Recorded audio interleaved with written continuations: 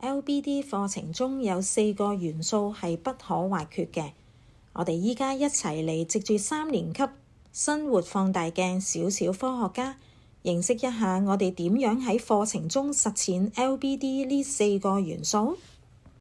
首先 LBD 嘅4個元素分別係真實性、探究、表達和選擇以及參與。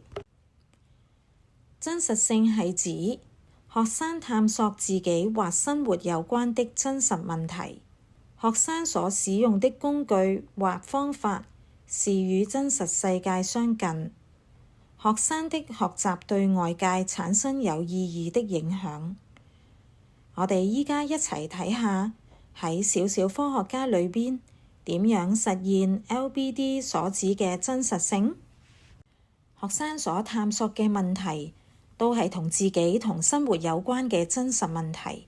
小小科學家一開始就向學生提出科技如何為我們的生活帶來便利。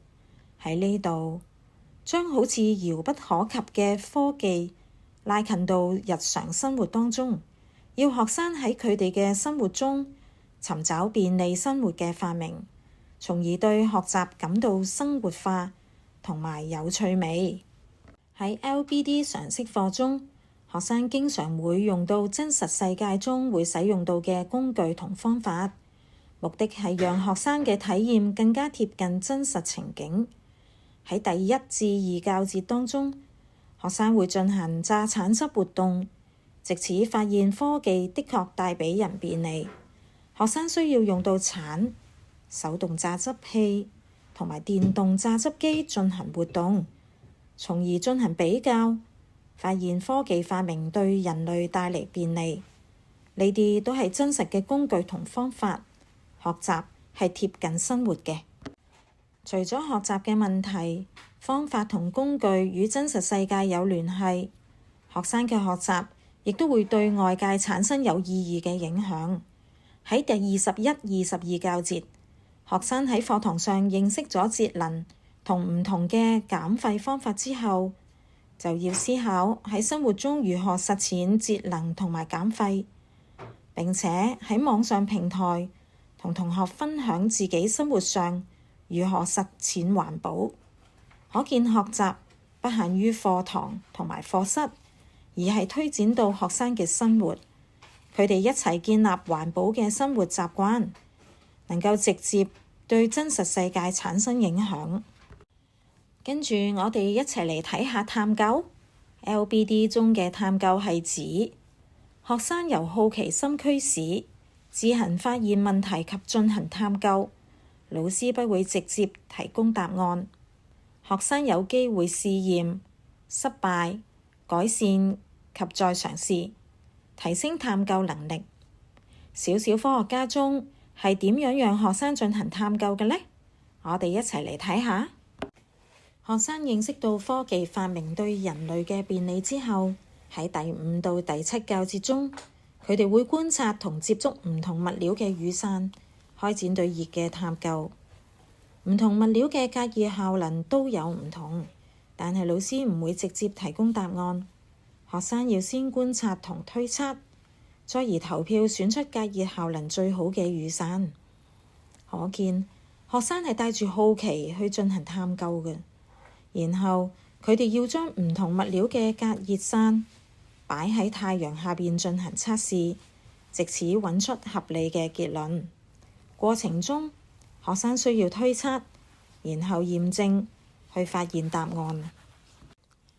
同樣喺第5到第7教節中，學生測試完唔同物料嘅隔熱傘嘅效能後，佢哋要分組製作神奇隔熱傘，基於自己對唔同物料隔熱效能嘅認識，製作最能隔熱嘅神奇隔熱傘。整個過程，學生都係自己去探索嘅，然後進行測試，再而反思點樣去改善隔熱傘嘅效能。可見喺探索嘅過程中，學生有機會測試、失敗、改善、再嘗試嘅。然後我哋嚟睇下表達和選擇。表達和選擇係學生對不同事物賦予自己的想法和意義，並會被尊重和接納。學生按需要和個人想法，選擇適合自己的形式來表達自己。小小科學家中有唔少嘅地方可以實踐表達和選擇，我哋一齊嚟睇下。喺第3至第4教節中，學生明白到科技帶俾人便利呢個事實之後，需要就唔同嘅發明選取最有興趣嘅物品，然後對該物品嘅發明家進行探索。學生自行利用平板電腦搜尋有關科學家嘅資料，然後製作海報向同學進行介紹。彙報之後，同學可以將自己嘅想法寫喺便利貼上邊。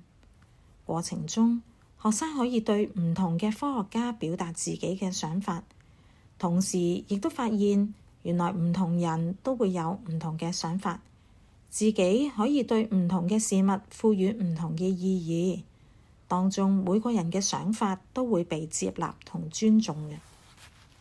喺第21、22教節中，學生喺認識咗唔同嘅節能同埋減廢方法之後，需要返屋企即拍照或者拍攝示範同埋表達自己點樣喺屋企嘅裏邊實踐環保。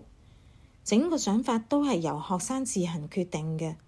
學生可以自由決定自己會以乜嘢嘅方法喺日常生活中實踐環保，並且可以選擇講述啦、示範、拍片、拍照等唔同嘅形式，以自己認為最適合自己嘅方法去表達，並沒有固定嘅形式限制。最後係參與。參與係指學生接觸多元學習素材及運用不同的學習策略，包括視覺、聽覺、肢體，而每位學生都能積極參與。學生參與合適難度的挑戰時，能運用自己的能力，從而感到充實和滿足。